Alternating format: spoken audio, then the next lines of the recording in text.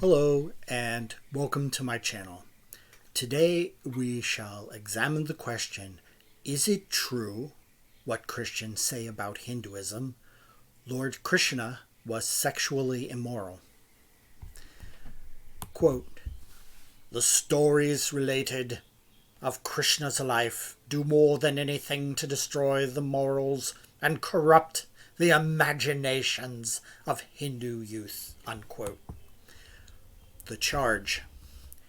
In Christian apologetic literature focused on the subject of Hinduism, one of the main themes historically is a moral criticism of Lord Krishna. For reasons of which I am not entirely clear, he is the main target of their vitriol.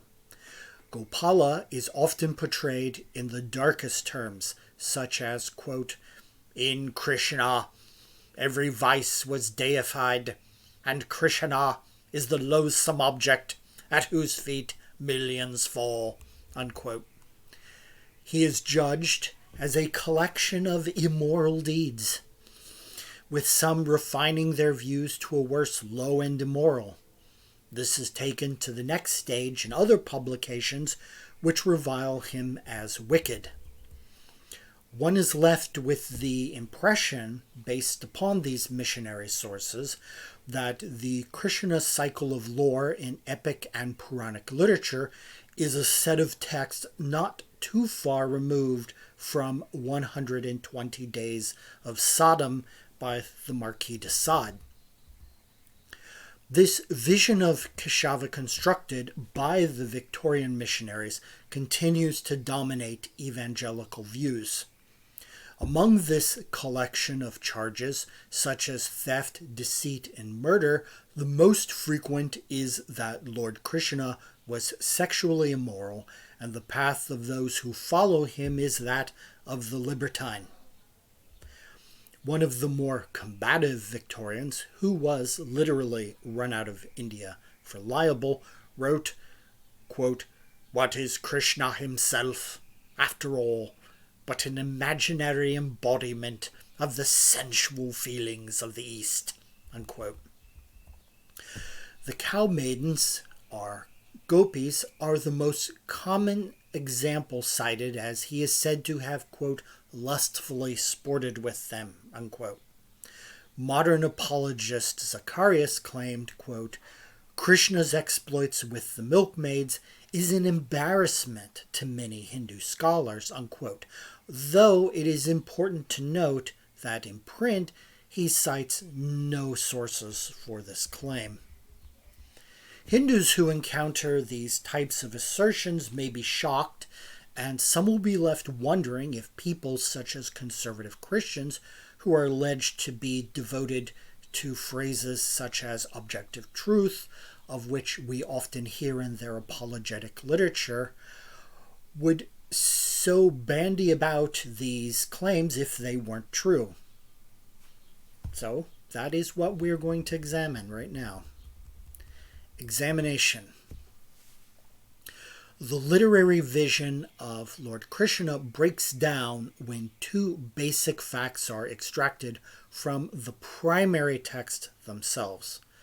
The first is that there is no description of sexual intercourse with Lord Krishna in these tales from the Puranas, and the reason for this is the second fact, that being, in these tales, Govinda was under 11 years old and had not hit puberty. This means he was physically incapable of sexual intercourse. To put it delicately, with an appropriately rural motif for the Vrindava period under discussion, a male chick without his comb is not the one taking care of the hen house. The oldest accounts of the Rasa Leela, the autumnal moon dance with the cow maidens, that is seen orgastically in missionary literature and offered as the primary example of his lechery, first appears in Sanskrit literature in a work dated roughly 200 BC by critical scholars, that is, the Harivamsha. The account is found in chapter 63 of the Harivamsha Parva in this Proto-Purana. It is a transitional text from the Epic to the Puranic periods. While one metaphor in this section describes the feelings of them gopis themselves in eroticized poetic language, it is clear from the text that there was no physical contact between them and the young Lord Krishna, nor is he ever described in such language. This is recognized by secular Western scholars.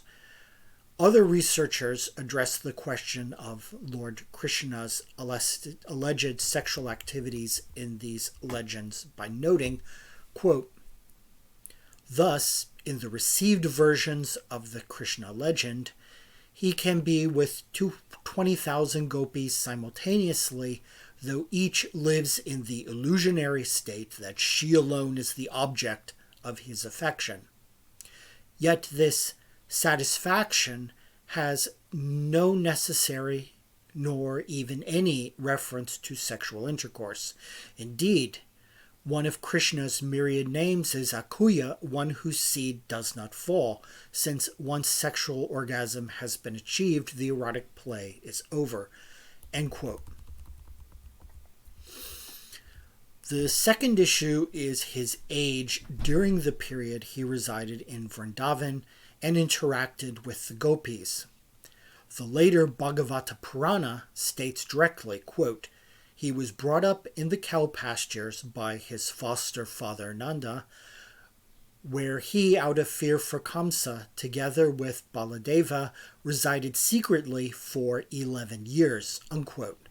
Thus, he was prepubescent, is supported by the much earlier Harivamsha, and is a solid continual tradition in the Krishna cycle of lore. In chapter 75 of the Harivamsha Parva, we read the account of Lord Krishna's wrestling match in Mathura. Those assembled in the arena protested that the younger challenger, Lord Krishna, was matched against an adult when he was still a child. It is only in chapter 79 that he is described in language such as youth for the first time and appears to have reached puberty. This event occurred at a minimum of 2 years after the autumnal dance with the gopis, so Lord Krishna was around 8 to 9 years old at the time.